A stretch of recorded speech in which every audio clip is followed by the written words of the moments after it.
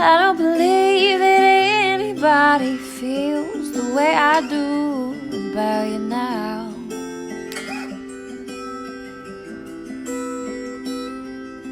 And all the roads we have to walk are winding, and all the lights that lead us there are blinding. And there are many things that I would like to say to you, but I don't know how.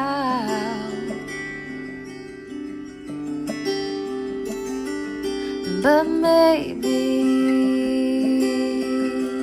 you're gonna be the one that saves me. And after all, you're my wonder. Happy Hump Day. Welcome back to another episode of Morning Coffee with your host, Rick Alexander. If you're interested in making some of this content work for you, check out the Clarity Academy. You can find that at rickalexander.com, a 12-week course designed to tell you who you are and what you really want out of life. Actually, that's not true. It's not designed to tell you. It's designed to point you in the right direction so that you can find the answers for yourself, because I believe that those are the only answers that will ever satisfy you. Also, I've only got 3 more shows on this channel. Although I'm pivoting to a new channel, it's still going to be Morning Coffee with Rick Alexander. I won't be doing it every day, but I will still be doing it regularly. So if you are interested in continuing to follow my work, and if you do get something out of it, you can search Morning Coffee with Rick Alexander and find the new show on iTunes, subscribe, and honestly, because I have to rebuild the entire thing from scratch, if you have the time, I would really, really, really appreciate a 5-star review so that I can try to get this new show on the charts. So each year, as we approach the holidays, I like to talk about this article I wrote. I actually wrote the article 3 years ago, and every year I read it, I'm like, oh, yep, pretty much still believe all of that. And it's called Consumed: 3 Ways to Survive the Holidays with Your Bank Account and Sanity Intact. And there's something I really do not like about consumer culture, and I'm not so much of a minimalist that I don't believe in, let's say, Christmas shopping and things like that. I actually do. What I don't like, though, is when marketers try to tell you that you're somehow not whole without buying their product. See, because what I've realized is it is the thinking that there's something out there that will solve your problem, which tells you that you have a problem worth solving in the first place. Like I said when I talked about the Clarity Academy, I think you have what you need. I think that you have the answers. You might need people to point you in the right direction.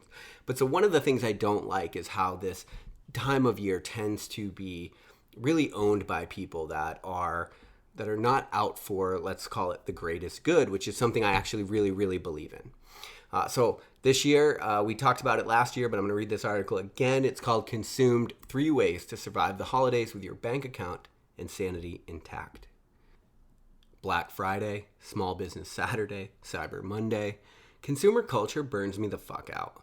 Sliding your thumb in an upward motion from bottom to top on Instagram this week will inevitably reveal 692 of the best deals ever imagined. And you have to act now, because at midnight, those deals will all expire. You'll be more of a complete person if you buy them, so make sure to take full advantage. Plus, it's almost Christmas, and what kind of a schlub doesn't buy all of the things for all of the people in his life? At the risk of blowing my cover, I have to admit something. I am a capitalist. I believe in selling the latest gadgets and gizmos to an audience that needs them. What's more is that I'm an entrepreneur, so I actively think up those things to sell to the public. Insert a note in 2019. I wrote this in 2016. One of the biggest realizations since I wrote this till now is actually that I'm not a businessman. I actually consider myself to be an artist. And the reason is because I'm always going to make, at the end of the day, if I have to make a choice, I'm not going to choose profit. I'm going to choose beauty, and I'm going to choose impact. And so I actually want my life to be something beautiful more than I care about the profit that I can squeeze out of it. But anyway, I was really finding my way when I wrote this article, so you can tell I was really pushing through the business world. And so I do look for gaps in the market, though, and I hope that I'm able to fill those gaps by creating a new product or service. This paradoxical thought process weighs heavy on me whenever this time of year comes around. This is when people spend. This is when we need to get out there and make money. Offer the discount, make the sale.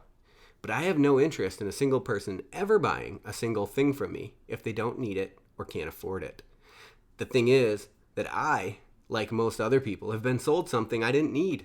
I've gotten home, looked at my credit card statement, and wondered aloud what in the hell just happened. It's worth noting that I've brought retail therapy to levels I'm not really proud to admit. I once received a bonus of 18 grand and spent the entire thing in 2 weeks on items all under $1,000. I tell you this to let you know that I've spent a lot of time on both sides of the transaction. I've sold you and I've been you. I've learned that the dopamine derived from retail therapy is much like the dopamine you get from a like on Facebook. It's fleeting at best. Man, you can really tell I wrote this in 2016 because I talk about Facebook instead of Instagram. Hilarious. Man, 3 years before that probably would have been MySpace. Okay. Marketing and sales are powerful, but much more powerful than most people understand. See, marketers and companies have spent countless hours and billions of dollars trying to figure out exactly what messaging will make you feel exactly the way that they want you to feel in order to get you to buy something. To take it a step further, the aim is often to make you feel like you are inadequate without whatever it is that they're selling. So what do we do in the face of a culture that is mainly set up to use you instead of serve you? We become aware of it so that we can understand it better. See, awareness always creates choice. Understanding is making sense of it all. Awareness almost always has the power to ensure that you don't become a victim. But I'm figuring it out just like you are. I'm coming up with the solutions because both buying and selling has left me more than a little fatigued, and this year I'm feeling vulnerable to it all. Number 1, disconnect. The philosophical group Wu-Tang Clan once astutely pointed out the fact that cash rules everything around me. Well, that might be true. In today's world, it is social media that does the heavy lifting. Most businesses couldn't even exist if they didn't have a social media presence. The various platforms tells us what is trending, what we should care about, and what the latest happenings are. They also serve as a constant reminder of what we're missing in life, what products we need, what people look better than us, or who is living a better life. The problem, as many of you know, is that once you remove the filter and the witty hashtag, we all still have to exist in the real world. We still have to cope with the feeling of inadequacy, and we still have to take a complicated gift like life and try to make sense of it all. We have to figure out how to derive meaning with our time down here on the blue rock, and that is getting harder and harder as the blue rock grows louder and louder. I've caught myself checking social media at a stoplight before while music is blasting and my friend is in the passenger seat talking. All of the noise and constant input is making us immune to the moment. What we don't understand is that our cortisol levels are rising with the background noise that is constantly playing, and it's making us incapable of enjoying exactly where we are right now. If you had the power to take a step back from it all, you would realize how absurd it all looks. Like when you see a friend or a loved one battling drug or alcohol addiction. You know, it's killing them. You know it is. It's not in their best interest, but the only thing on their mind is that instant feeling of gratification. We're addicted to the dopamine it all creates, and we're mortgaging our long-term happiness to pay for that dopamine. This is your sign. Unplug from it all for just a moment and try to become aware of how you feel right now. I'm not an advocate of altogether abolishing and abandoning social media or even technology for that matter. I'm saying that we need to figure out a way to balance it all. There's a consciousness revolution happening right now, and it's because our souls, the thing that makes us human, are crying out for it. Meditation and yoga are great ways to shut it all out. My favorite, though, is adventuring to the corners of the earth that technology can't yet reach. All right, number 2, find what's free and fulfilling. I once had a family member tell me the best things in life are free. I once looked back at said family member like they had 2 heads. I thought, I've paid bills, I've bought expensive things, and I'm too smart to be fooled by old adages told over and over by broke people. Only I was wrong, sort of. Money only has the power that you give it.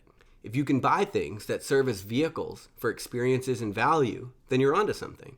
If you find yourself at the mercy of the thing you're buying, you might be setting yourself up for a lifetime of feeling less than fulfilled.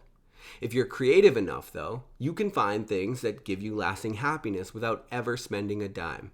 In fact, if you work it right, this is a great way to explore your hobbies while giving back, which can serve as a hell of a catalyst for proliferating good vibes and bringing your fulfillment all year long. This works right now because it's a great time of year to think about charitable giving. 34% of all giving is done in the last 3 months of the year, and 18% of that is done in December alone. Meaning, it's not too late for you to set something up and take advantage of this time of year.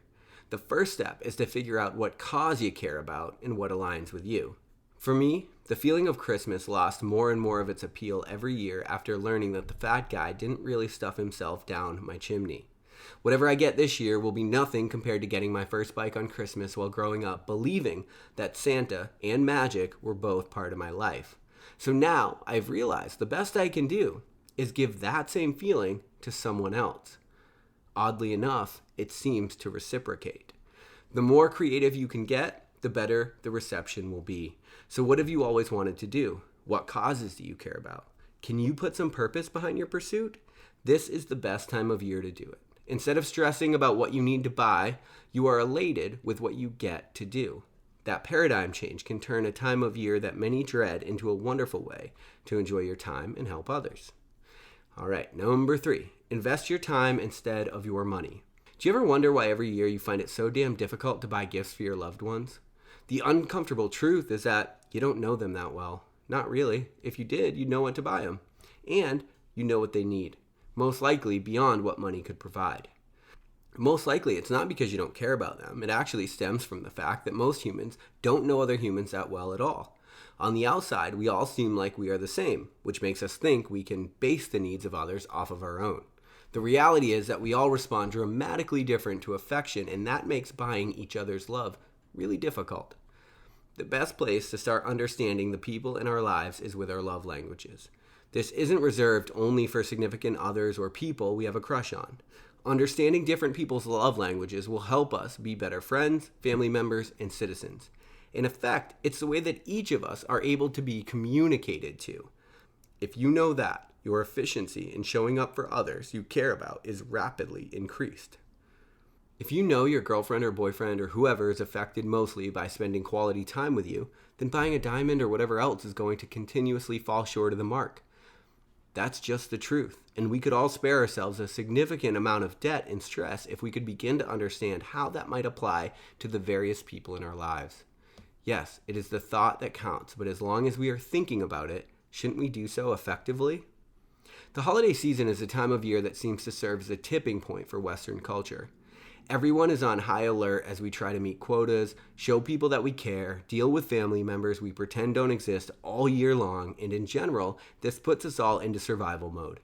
Maybe it's time that we start forgetting about what's expected and just start trying to understand the needs and desires of the people that are next to us. I've been quoted as saying all that we have in this life is each other. While I'm sure I wasn't the first to say it, I can tell you that I meant it. I have no idea what the point of this life is. But one thing I am certain of is that it isn't about satisfaction guarantees, zero interest loans, and doorbuster deals. It's got to mean more than that. And as far as I've seen, the answer lies in connecting with the others who are sharing this human experience with you. So seek to understand each other, look for adventure, and give back when you can. The holidays become a lot more meaningful when you do. I love you guys. Hope you have an amazing holiday season. 2 more episodes on the Lionheart Radio Morning Coffee channel. We'll talk to you tomorrow. Santa baby, just slip a table under the tree for me. Been an awful good girl, Santa baby, so hurry down the chimney tonight.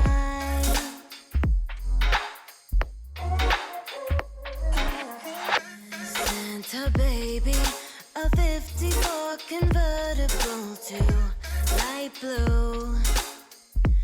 I'll wait up for you, dear Santa baby, so hurry down the chimney tonight.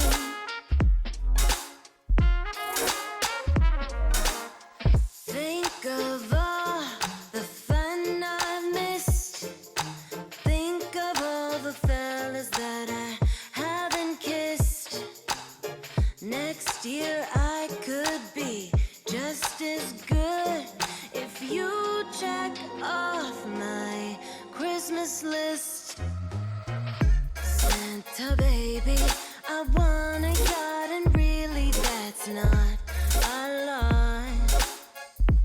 Been an angel all year, Santa baby, so hurry down the chimney tonight.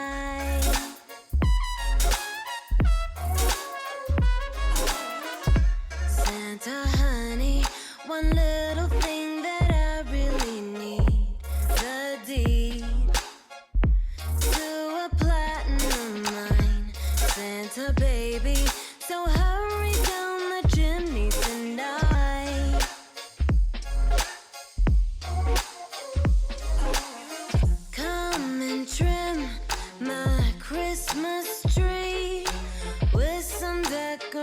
emotions, but